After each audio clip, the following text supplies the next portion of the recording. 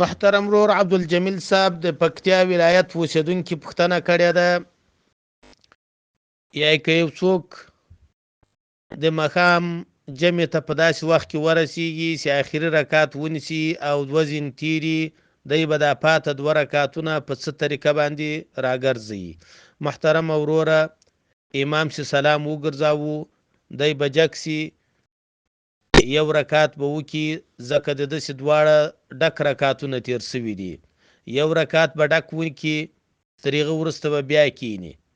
د ده دوه رکعته وسپره سو هغه مخکې چې تر یوه رکعت وروسته دی کېنستی و هغه خو د امام په متابعت کېنستی و نو د ده یو رکعت سوی و اوس یو بل ورسره ملګری کو دوه رکعته سو نو به کیني التحیات به تر اشهد ان محمدا عبده ورسوله پورې ووایي وروسته به بیا ولاړ سي هغه پاته دریم رکعت په ډک وکړي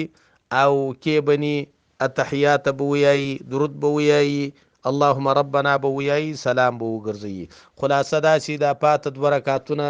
چې دی راګرځوي یو رکعت چې وکړو کیني به التحیات به تر اشهد ان محمدا عبده ورسوله پورې وایي بیا به وروسته هغه پاته رکعت پسې کوي. والله اعلم بالصواب.